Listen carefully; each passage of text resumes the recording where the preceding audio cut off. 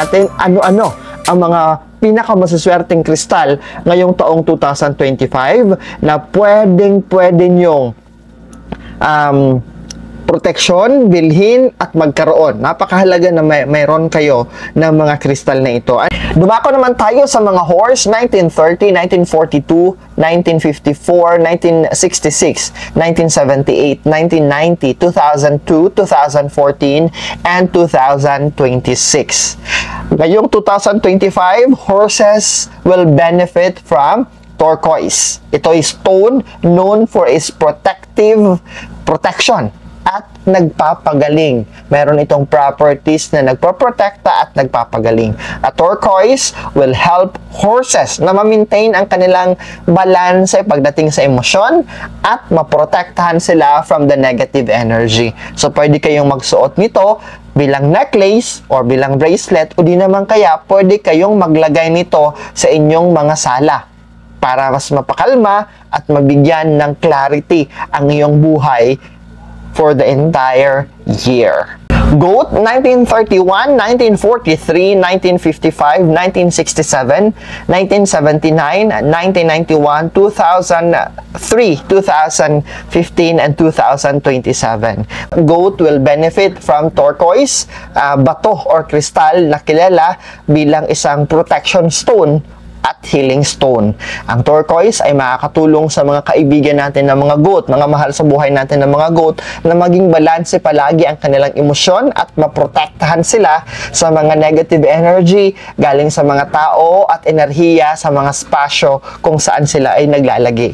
Ang pagsusuot nito bilang necklace o di naman kaya bracelet ay makakatulong at pwede rin tayong maglagay nito sa ating mga living area, mga sala natin, mga receiving area natin para magkaroon ng kalma and klaro at banayad yung energy sa mga lugar na yan throughout the year. Monkey naman, 1932, 1944, 1956, 1968, 1980, 1992, 2004, 2016, at sa darating na 2028. Monkey for 2025 ay bagay na bagay at angkop sa aquamarine. Aquamarine ay kilala bilang guiding stone. Itong kalmado na blue na kristal ay nagpo-promote ng klarong communication, clear communication, and emotional balance. In fact, meron akong bitbit na stone na ito, this aquamarine, kung nagdi-deliver ako ng speech sa maraming tao, para magkaroon ako ng klaro yung mga salita na lumalabas sa aking bibig.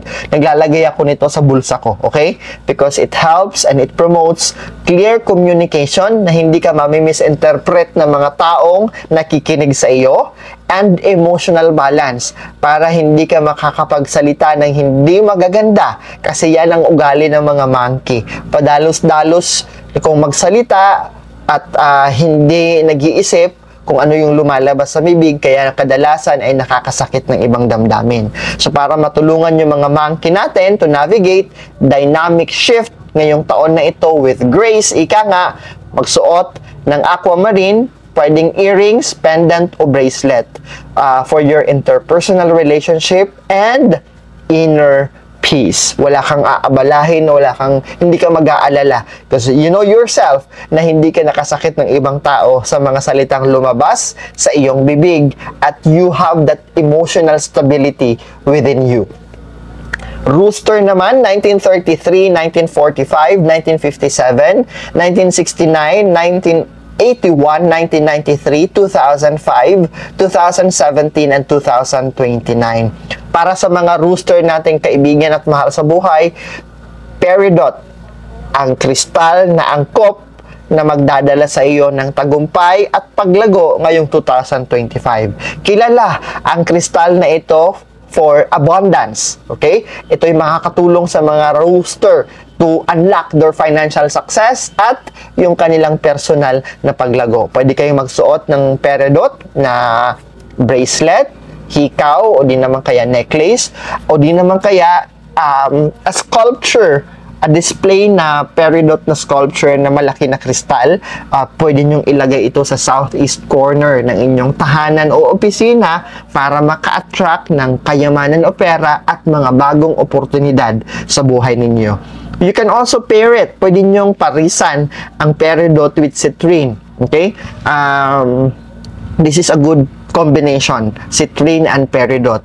This will help connect with much powerful energy and enhance your confidence, yung pagiging malikhain nyo po, at yung charisma ninyo, most especially if you manage people and if you always interact with bigger crowd. Citrine plus peridot will be a wonderful ally ng rooster who want to achieve many things and many goals ngayong 2025. Para naman sa mga dog, 1922, 1934, 1946, 1958, 1970, 1982, 1994, 2006, and 2018. Ngayong 2025, makakakuha ng matatag na suporta ang ating mga dog galing sa Smoky Quartz. Okay?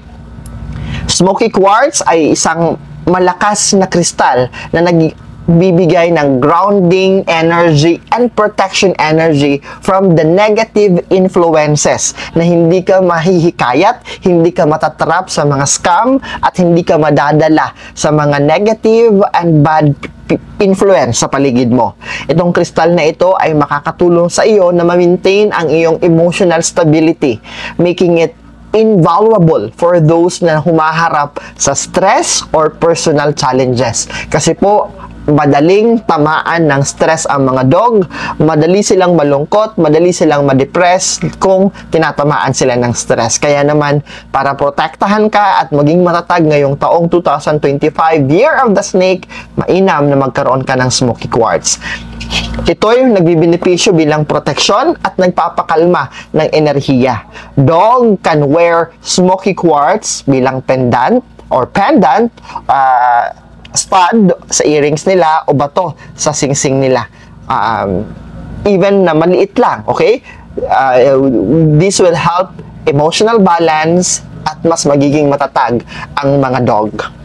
At mga pig naman, 1923, 1935, 1947, 1959, 1971, 1983, 1995, 2007, and 2019. Para naman sa ating mga kaibigan at mahal sa buhay ng mga pig, Tiger's Eye ang essential. Pag sinabi nating essential, importante na kristal para sa iyo ngayong 2025. Ito ay kilala na nagbo-boost ng confidence, nagbibigay ng courage and mental clarity.